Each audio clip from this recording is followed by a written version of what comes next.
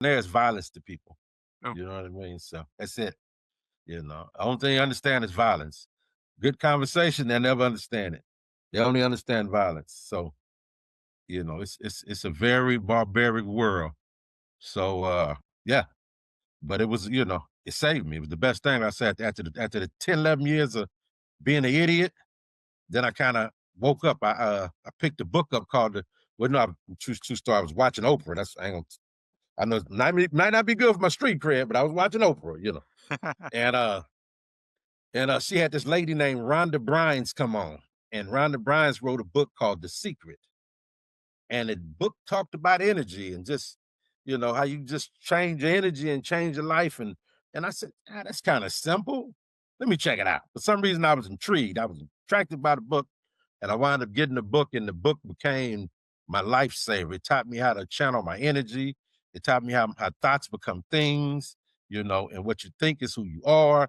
And I just changed my whole thought process and how I felt and how I treated people and I still had life. But when I started reading that book gave me hope. Like, okay, if you change energy, you can change your life, So let me change my energy. And as you said, I sit here and I didn't change my life. The short story of it, you know what I mean? But that book was the catalyst for me to become the person that I am today, because it was simple. I didn't have to do I didn't have to do no rituals, I didn't have to give nobody no money, I didn't have to go to church, you know what I mean? All I had to do was just change how I thought and change how I felt about things. And that was it. And so I'm a real big believer in energy and putting out good energy in the universe. So I put good energy out everywhere I go every day. you know I'm the same person, because I guess after being through what I went through, every day on the street could never be worse than my best day in prison. You know oh, what I'm saying? So it's always a blessing for me to be here. You know what I mean? I'm never disgruntled about nothing, because one thing I learned about life, no matter what happens, it always works itself out. It always does. We all had a problem. Oh, it's going to the end of the world. Works itself out. yeah. You know. So that's my philosophy to things.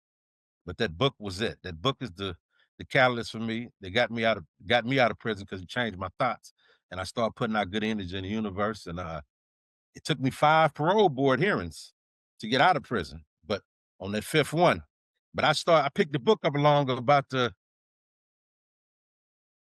third one. I picked the book up around about that time. So after I picked the book up, the next 2 parole hearings, I figured out a way to wiggle out of that joint. Okay. And I've been home 9 years now. Matter of fact, December 29th will be 9 years exactly. I've been out of prison. Whoa. And I got three questions to ask in that. So, Okay. um, what did you learn? What, who was the person you were after prison and being gangs? And what would you say is are the things that you learned from those experiences individually? Like what did each experience teach you in terms of the gang life, prison life, and how did they prepare you Well, for comedy? well, I mean, life prepares you for comedy. If you're a comedian, with me, I can take anything and find some funny in it. Where the next person be like, I don't, I can do it because I don't take life as serious as some people. You know what I mean? So, uh, life prepared me for comedy. Now, the gang life prepared me for the prison I was going to go to. You know what I mean? So that's what that prepared me for. You know what I mean? And prison prepared me for the new life that I was coming out here to live. It gave me the tools to come out here and function on life's terms and not my own terms. And that's why I've been successful, you know, because I've learned, and I've learned how to deal with life on its terms as opposed to the way I thought about it. You know what I mean? And how I used to deal with things. Somebody make me mad, somebody piss me off.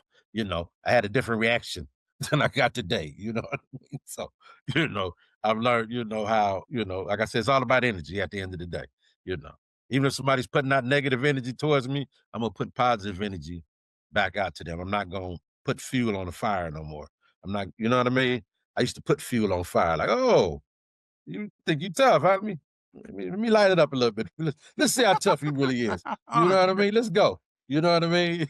But today is like, yeah, I don't want to. You put some water on this flame. All right, okay.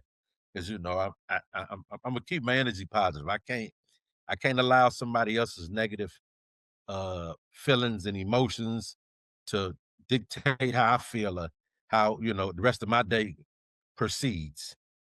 So you have to always take control of your own life. So when you got out of prison and you started applying Rhonda Byrne's famous book and brilliant book, The Secret, how did you apply it to change your life and little steps as you got out?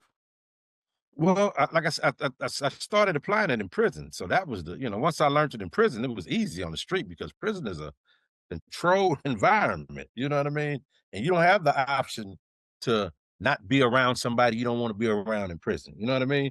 They always there. You always there. So, you have to I learned how to apply it in prison. And so by the time I got to the street, it was easy, because now I'm in a bigger world. I'm in, with more options and more things to do. So it allowed me to come out here. And like I said, I've been home 9 years. I use the secret in every existence of who I am, in every day of everyday life, because it's all about energy. So I'm always putting out good energy in the world. So that's how the book has helped me to continue to be the person I am. And I share it with people, and people went and got the book, and and they didn't took on a different perspective and a way of thinking about life because of the book. Because at the end of the day, life is really just about energy. If you put out good energy, good things happen for you more than likely. You know what I mean? If you put out a bunch of bad energy, a bunch of bad shit's gonna come your way. It's just that simple. And when you got out, how did it all lead to stand-up comedy? That's amazing. Okay, like I said, when I was a child, I always wanted to be a comedian. So I used to listen. I used to sneak and get my Richard Pryor, my mom and them Richard Pryor albums, and when Eddie Murphy came out in the early '80s, he was the most amazing thing around. So I always loved the comedy. But like I said, when the drugs came out, it was like, well, I don't know no comedians, but I know a whole lot of drug dealers that's rich right now. So started hanging out with them. So when I got back out, when I was in the pen, I said, well, that's my calling. If I ever get out of jail, I'm gonna be a comedian. And once I came home, just to show you how, about energy, just for I always share stories, about what happened because life is really about energy. And I had a buddy when I first started off in the, when we first got arrested and we was in the county jail doing our time, we did a lot of time together hanging out in the same group. He was a good partner of mine. We was both idiots, both gang banging into the same silly shit. Fast forward 20 something years later, we both got life sentences. He got life without, I got life, but we both has evolved as men, and he is one of the reasons one of the people that a lot of people helped me. It takes a village to get out of prison, I'm telling you. But he's one of the ones in my last stages, my partner Jamal, who really helped me get out of jail, because he had really took the time out to understand what we needed to do in that parole board hearing to get us out of there. What they was looking for from us, what we needed to give them, how we need to drop this, this false narrative that we was giving ourselves about the life we was living, and come clean. So he was a big part of that. And also, uh, like I said, when I got paroled, he got he got paroled a couple of months after me, and he just happened to be in a they do like the marathon walks or something, and he was in the marathon walk, he was in the halfway house, and there was a lady out there passing out flyers. Her name was Sunda Kunkress, and she had a school called the LA School. She still got the school. It's called the LA School of Comedy.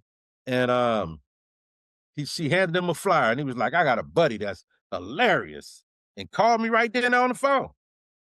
She put me on. He put me on the phone with her. She said, "I do a class every Wednesday. Come down.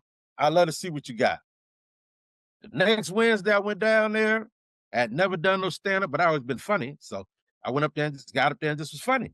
And the next day she called me. She was like, "Yeah, I like you. You very funny. I want to be your manager. I'm gonna start working with you." And I said, "Okay, cool." And then the next week, I met this Australian guy. We was waiting for her to pull up.